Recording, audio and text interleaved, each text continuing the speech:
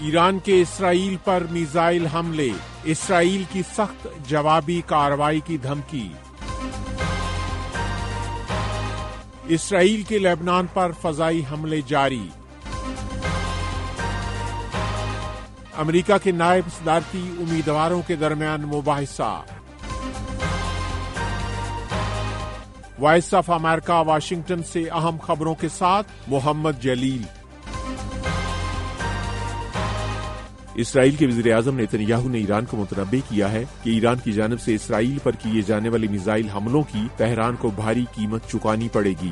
ادھر ایران کا کہنا ہے کہ اسرائیل کی طرف سے کسی بھی جوابی کارروائی کا رد عمل سخت ہوگا۔ اسرائیلی فوج کے مطابق ایران نے اسرائیل پر 180 میزائل فائر کیے اور ان میں سے زیادہ تر میزائل کو اسرائیل کے دفاعی نظام نے ناکارہ بنا دیا ہے۔ بتایا جاتا ہے کہ ان حملوں میں ایک شخص ہلاک ہو گیا ہے۔ ادھر میزائل حملوں کے بعد امریکہ کے صدر جو بائیڈن نے اسرائیل کی حمایت کا اعادہ کیا ہے۔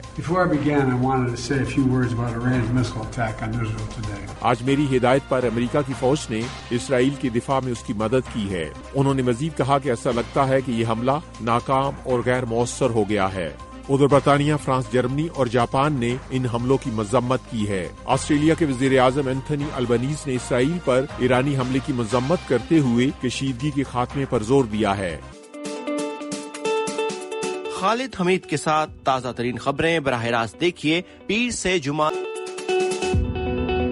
لبنان کے سرکاری میڈیا کا کہنا ہے کہ دارالحکومت بیروت کے جنوبی مضافاتی علاقے میں اسرائیل نے تازہ فضائی حملے کیے ہیں۔ ان علاقوں میں عسکری تنظیم حزب اللہ کا کنٹرول ہے۔ لبنان کی وزارت صحت کا کہنا ہے کہ منگل کو لبنان کے مختلف علاقوں میں ہونے والے اسرائیل کے فضائی حملوں میں 55 افراد ہلاک اور 150 سے زائد زخمی ہوئے ہیں۔ ادھر فلسطینی حکام کا کہنا ہے کہ جنوبی غزہ میں اسرائیلی حملوں میں کم از کم 32 افراد ہلاک ہو گئے ہیں۔ اسرائیلی فوج کی طرف سے تاحال اس بارے میں کوئی بیان سامنے نہیں آیا ہے۔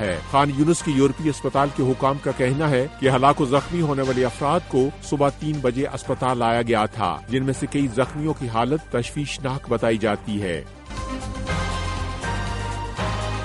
امریکہ میں اس سال نومبر میں ہونے والے صدارتی انتخابات میں ڈیموکریٹک پارٹی کے نائب صدارتی امیدوار ٹم والز اور ریپبلکن پارٹی کے نائب صدارتی امیدوار جے ڈی وینس کے درمیان مباحثہ ہوا، جو امریکی نشریاتی ادارے CBC نیوز پر براہ راست نشر کیا گیا۔ مباحثے میں دونوں نائب صدارتی امیدواروں کے درمیان مشرق وسطی کی صورتحال، تارکین وطن کی آمد، اسقاط حمل، موسمیاتی تبدیلی اور معیشت پر تفصیلی بحث ہوئی۔ مباحثے کے دوران دونوں امیدواروں نے ان معاملات پر ایک دوسرے کی پالیسی موقف پر سخت تنقید کی۔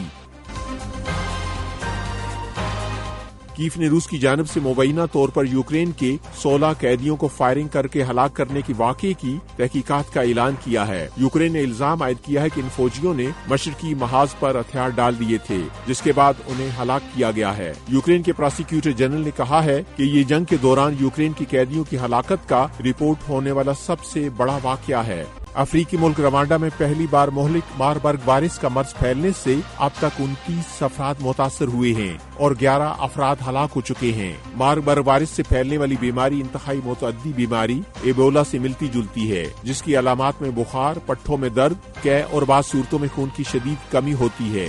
یہ مرض اب تک روانڈا کے 7 اضلاع میں پھیل چکا ہے اور متاثرہ افراد کو قرنطینہ میں رکھا جا رہا ہے۔ عالمی ادارہ صحت نے اس وبا کے پھیلاؤ کی روک تھام کے لیے روانڈا میں طبی ماہرین تعینات کرنے کے ساتھ ساتھ طبی سامان بھی فراہم کیا ہے۔ ادھر US centre for disease control and prevention نے بھی مشرقی افریقی ملک کے لیے تعاون کا وعدہ کرتے ہوئے ماہرین بھیجنے کا بھی اعلان کیا ہے۔